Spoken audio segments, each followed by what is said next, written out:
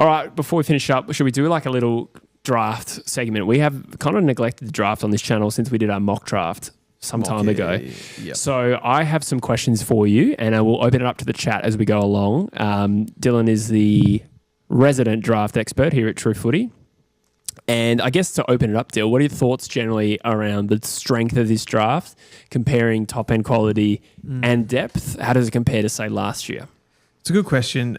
It's probably been the most discussed thing about this draft overall. I think it's a little bit underrated at this point with what we're seeing coming through. Like post-champs, there's a few guys coming into that top sort of 20 frame. You've got like Sam Swadling in WA playing some pretty good footy. Riley Onley had a really good champs at the back end as well. So you're starting to get those players kind of push up into the top end. It's not as good.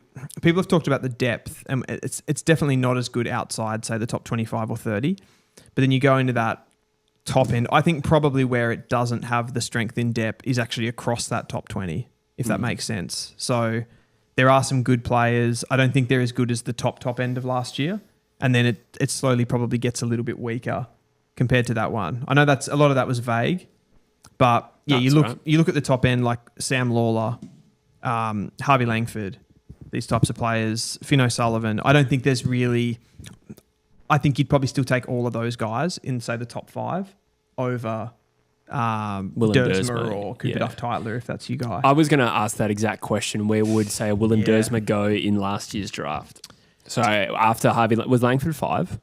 Yeah, so it went Lawler, O'Sullivan, Smith, Draper, Langford. Yeah. Hang on, Ashcroft 5. Oh, it was. Yep. Ashcroft 5, and then Langford 6. Yep.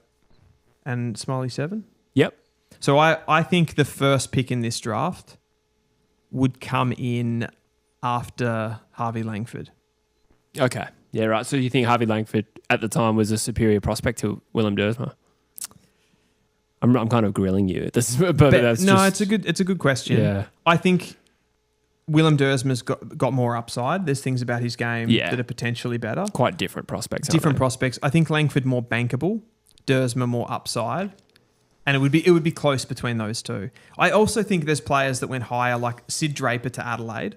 I don't think he was necessarily like. You'd probably look at a Dersma over somebody like that as well. I like Draper. I liked him as well. Yeah. Good trades. Good trades. And even Jagger. But I think Finn O'Sullivan, I think Sam Lawler, I probably think Harvey Langford as well, like pretty clear. Sure. Yeah. Pretty clear. So he falls in somewhere there. On that note, what is Willem Dersma's best position at AFL level? I think when he comes into the AFL, he will play as either a halfback, like a tall sort of marauding defender, or a winger. I think his position after that, 2 to 3 years, I think you're looking at a midfield player. Okay. Yeah. Like a genuine on-ball player with like different reasons for that. I think maybe 5-6 years ago, he wasn't big-bodied enough. He wasn't strong enough, like that sort of player. But I think it's still a bit of a question mark, isn't it? His contested game, would you say? Do you agree with that? That's just something I've read. His contested game. And kind of seen as well. He doesn't have an enormous amount of physicality. Yeah. But not many of these sort of skinnier outside players do. You know what I mean? Like at this point, he can go in and win the ball though. Yeah, that's a fact. Yeah. Whether you say he doesn't necessarily use his strength and his body to be able to win those possessions. Like he's got long limbs, so he wins a lot of ball from his reach and stuff like that in its stoppage. But he knows how to get the ball. He knows how to find it. He knows how to get it on the inside and the outside. Absolutely. Gross. Will the lack of actual physical contact hurt him at AFL level? I don't think so. I think you'd have to, from the performances he's put out this year, you'd have to expect that he's going to make it. Yeah. Okay. If Carlton end up with pick 2 this year after taking Jagger, so this is the idea that I just conjured out of my own proverbial scenario. Yes. The connection being like if they can get it through a deal for Charlie Curnow, get the pick off West Coast, big 7-way trade, la-di-da-di-da. But hypothetically, if Carlton get back into the top end of this draft, let's say Dersma's gone, who do they take? So where would they get to? What would their pick be? Let's say pick 2. I think if they got pick 2, they would either be taking Dersma or Duff-Tyler. Okay, I was going to say that Dersma's gone pick 1, so you think Duff Titler. Yes. I suppose it makes sense with De Koning just gone. I thought it was a more intriguing question than that. It's kind of the same player in some ways. So when you look at what they've got in the ruck with Pitnet, and then you're saying they're looking at like a Liam Reedy, there's not a star ruckman there. Mm-hmm. Whether you'd want to rebuild, I think the thing is they don't, given the solidness of their midfield right now, and with drafting Jagger Smith, and with there's still an element where they still could get Cody Walker next year, who's going to be a gun midfielder. I don't think there'd be an urgent need that like we have to take a mid. Mm-hmm. So I don't really see why they would reach. Okay. And to me, there's a clear, like in this draft, there is a clear top 4 players. Somewhere you could say there's a clear, in the open pool, there's a clear top 2. And that is Dersma. Yes, and Duff CDT. Titler. That's been pretty consistent for most people throughout the year. And then there's sort of a bracket and it gets a little bit more hazy. So, again, just to pull that thread a little bit further, let's say they have picked 3. Okay. And then you're opening up guys. You said that there's a top 4 consensus of the other players being Ezekiel and Dylan Patterson. So, for the next open pool pick, names that come to mind, Josh Lindsay, Sam Grill, Dyson Sharp, Sam Cumming. These are some of the guys that I like, not necessarily the consensus ones to go next. But who do you think goes next? Who do I think they should take, or who do I think they would take? Try both on for size. I reckon they'd take Josh Lindsay. Yeah, I was thinking Lindsay for him. They're a fairly conservative drafting team. Yeah.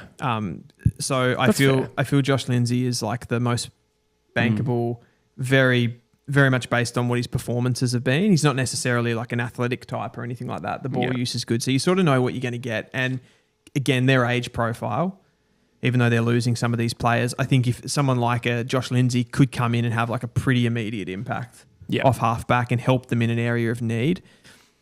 I still think, and said it last year with their drafting, like they really need to get some like explosive kind of speed into their team. So the 2 for me that I would say if they had a pick around that range, it'd have to be Sam Grill or Jevon Philippou. Oh, I forgot about Philippou. Yeah, like that's genuine athleticism that Carlton don't have. I like it. We'll get to some of the chat questions. Do you lads know anything about Indy Cotton? Just signed with Adelaide, top 20 prospect in this year apparently. Would love if he could surpass Hugh Greenwood's output. I have not heard of Indy Cotton. I've heard of him, but I've never seen him play. Okay. So I can't actually talk about it too much. Fair. I think he's a basketballer. Yeah, that makes sense. Any relation to Bryce? I don't know what that means. Perth Wildcat, American import player. Okay. Yeah. Kobe Williams, staying on the basketball names. Any chance to get to Hawthorn under father-son, says Stephen Camilleri. Kobe Williams? Kobe Williams. Yeah. These seem like niche ones. I'm not confusing. Kobe Williams isn't the WA guy for you guys, right? Toby One? No, Tyler Williams. Tyler Williams. Sorry, it's a different name. No, I don't know. Not sure. Yeah. Haven't seen Kobe Williams. Who do you reckon West Coast will take with your draft hand, Jesse? I am leaning, let's say it's pick 1 and 2. I'm leaning, I think now maybe Dersma. I think he's, since we last did our mock and I famously picked a couple of guys that I think West Coast would take. I think Dersma's now elevated his performance to be clearly one of those 2 choices. CDT is an option for pick 2, but I think it's also possible they go Dyson Sharp, who's the best available midfielder. All of them are a bit like pros and consy for me. There's none that stand out, but Dersma seems to be the highest rated talent. I think the big thing with Dyson Sharp taking somebody like that is like the culture element. Yeah. Because he sort of, almost like single-handedly dragged that South Australian team to winning the national champs. He was just kind of like jump on the back, very like Patrick Cripps-esque. Yeah. Okay. Yeah. So I feel like that would be a big, particularly in the situation that West Coast are in. I think. Whereas if you went Dersma and Duff Titler, I think they are the top 2 talents. Both speculative as well. Yeah, there is some level of speculation. Like I think they'll both be good players, but coming into a team like West Coast who don't have those experienced players to play around, there'll be that level of expectation, and I don't think they're going to thrive like a Harley Reid in their first season. Yeah, that's right. Is CDT, Cooper Duff Titler, for those playing at home, is he a genuine ruck at AFL level, or do you see him being more of an athletic forward ruck, I suppose, as opposed to a number 1 ruck? We've seen sort of Ethan Reid go down the path of playing more forward at AFL level. Yes, I think he's more of a forward ruck as the game sits right now, because you've got those currently as it stands. higher stoppage. We talked about the rules last week, which I'll touch on here in a second, but you've sort of got those bigger bodied rucks like Tristan Sherry and guys like that, and Lloyd Meek, Sean Darcy. I don't know, he'll struggle particularly early to compete with rucks like that. But, they're looking at doing the last touch rule, which is going to reduce stoppages, and it's probably going to implore teams to kind of go down that route of even, I don't know, I reckon some teams will even potentially experiment with like tall mids, rucking a bit more, stuff like that, get a bit creative with it. So I think he kind of suits that game. So I think teams are going to be looking at those rule changes and going like, should we be going after a Cooper Duff-Tytler? Because he can ruck in that. He can be basically an extra midfielder like a Luke Jackson for Freo. But I think as it stands right now, and we've seen he played VFL 2-3 weeks ago, kicked I think 3 or 4 goals playing there, like looked really comfortable as a forward. So he's played at different stages as a forward and looks really good as well. But I think you got to look at him as a prospect overall that can play a bit of ruck, can play forward. He's a very athletic, physical player, very competitive, and he kicks goals, hits the scoreboard. I wouldn't get too caught up in the position is probably what I'm trying to say. Yeah, fair enough. That was kind of just my own personal curiosity, to be honest. I've seen different views on that. Sam Cumming, and boy is he. He is a player that I like in this year's draft for his attributes, and then sadly, since I picked him in our mock draft, I think it was a shoulder, ruled him out for the season. Now post-injury, where do you see his draft range at this early stage? Oh, I think it's about the same. Yeah. I don't see it really hurting him too much. It's not like a Taj Houghton round 3 knee. Yeah. So like if you're a recruiter, you've sort of seen enough. Yeah. Played senior football, played champs, played under 18 football. So there's like a pretty widespread. Could possibly still make the draft combine too, like possibly. Yeah. It depends how bad that recovery is. So. I've got no idea how bad the shoulder injury is, which is interesting. But like you look back, players that missed the combine, and like Lawler missed like most of the season of Coates Talent League, the back half, missed all the finals, and he went pick 1. Yeah. So that's true. I don't think it's going to affect his range. I think his issue will be, I think, the long distance running side to his game. Like, does it? He's very much that kind of bash and crash. He's athletic, but he doesn't necessarily have like the endurance to get heaps and heaps of the ball. Yeah. Like a Philippou or these sorts of players that are a bit more endurance based. So powerful, explosive, that kind of forward mid type, I think is what he is. There's also a little bit of like George Wardlaw, Matt Rowell about him to me as well with his contest stuff, like at stoppage. So like there's a bit there as well. Kind of like the Hewitt comparison for him. Elijah? Elijah Hewitt. Yeah. Some similarities there. Not bad, actually. Not bad. I think Hewitt's probably a better kick. Yeah. Maybe slightly more skilled, but yeah. No, it's not. It's pretty good, actually. Cool. Aiden Schubert. Shuey. Yes. How does he compare to last year's key position forwards? Aiden Schubert, South Australian, probably the highest rated key forward in the draft if you ignore Mitch Marsh as that key forward type. How does he compare to your Jonty Falls, your Harry Armstrongs and Thomas Sims and anyone else Richmond took?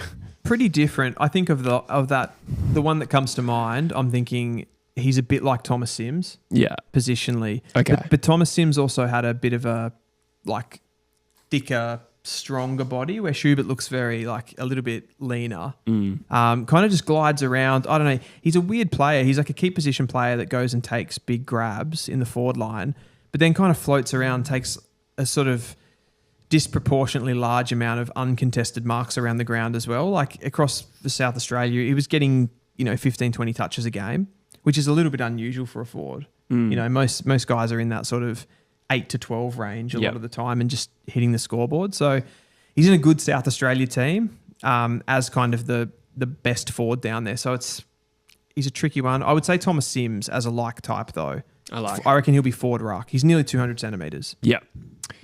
We got a question from Ashwin Beatson. Go to school with Lockie Doverston. Kick 3 for Vic Metro. I like Lockie Doverston. I actually wouldn't mind him for West Coast. Yep. What are your thoughts on him? Could he be a gun is the question. Yeah, for sure. Yeah. I think he'll be the first small forward taken in the draft. A lot of comparisons to Nick Watson because they both played for Eastern Rangers, Vic Metro. They got the mullet sort of, just vibes, you know what I mean? Like a little clone. I don't think he's as good as Watson. I don't think he's got quite as many tricks. Kind of hard-working forward, though. Yeah, very hardworking. Very productive, like hitting the scoreboard. His goals per game average is better than Watson's from an Eastern Rangers point of view.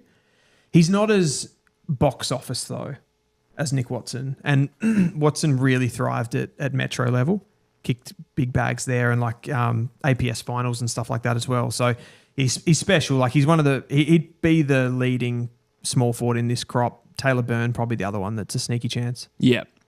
Doc Durag has asked this question a couple of times, so I'll just quickly field it. Would West Coast take any of the Port delistings such as Jed McEntee, Hugh Jackson, Dylan Williams and Jeremy Finlayson? Look, I think you can make an argument that any one of them could probably get close to a game, but I don't know how much of a value add those guys would be. McEntee was probably one I was a little surprised got delisted, to be honest, because I just thought he was more of a factor in their team. But yeah, pretty handy. Yeah. Could Xavier Taylor come into an AFL side and make an instant impact? I've seen his name shoot up the rankings a little bit into more top 10 conversations. He's really good. Yeah. He's really bloody good. Like AFL comparison? James Sicily? Oh, okay. Yeah. Right. James Sicily, but he's quicker. So he can actually run the ball out of defence. I wouldn't say like I think about Sicily and think about leg speed. He's a bit more IQ. So like Xavier Taylor, what's a better one? A bit Josh Wedley, like that sort of thing. Okay. Not perfect. Yeah. Gotcha. But a hybrid between being someone that can intercept the ball and be a key defender, and then run the ball out of defence as well. Yeah, okay. Pretty good foot skills. Had a good champs, but smashing it for the Eastern Rangers at the moment. And probably like Harry Dean would be the father-son to Carlton, would be like the runaway sort of intercept defender. Yeah. He's the next one, but he's a bit different. Like he's a bit undersized as well. A bit undersized, and that's where that kind of hybridness comes into it. Like, is he going to run the ball out, or is he going to be sort of a genuine lockdown? Yeah, that's true. Team-based one. If Essendon end up with 3 top 10 picks, let's say 5, 6, 7, without getting too stuck into it, what mix would you go for the Essendon Footy Club? Assuming some of those top talents we've talked about are gone. 3 top 10 picks. Yeah. So let's say Dersma, CDT, Lindsay, Sharp are gone. Those 4. CDT? Yeah. Dersma, Lindsay, and Sharp, assuming like West Coast takes Sharp. They're gone. Yeah. So then you've got any open pool player to pick from there. I would go Barrow. The first pick? Or just one of them? Just one of them. Okay, I was going to say. Didn't really matter. Yeah. I would go Philippou. Yeah, I thought you might. Greaves? I was actually like, I'm torn on that because I was going to say Grill. Yeah, okay. But Greaves would have to be just for the style of big-bodied midfielder that could possibly use? Yeah. But Farrow kind of is that too. Sure, yeah. So that's an interesting one. I feel like if they got Grill could sort of start for them as a running defender, which they somewhat a need. Bit of pace on the outside. You could play Farrow as like that bigger bodied midfielder, and then Philippou's sort of a project could maybe start forward. I guess the question is like, would Essendon right now want to draft any key position players? Because if they wanted to draft a key, I'd be heavily sniffing around like a Mitch Marsh. Yeah, true. With one of those picks as well. That's a good shout. Greaves would have to be strongly considered. I'd probably go the other way though. Yeah, I like it. What position do you think Cody Curtin plays at AFL level? He's been more a key back, would you say? I've actually kind of lost track. He played forward and back. Yeah, generally speaking, at waffle level, like at under 18 waffle level, he plays forward.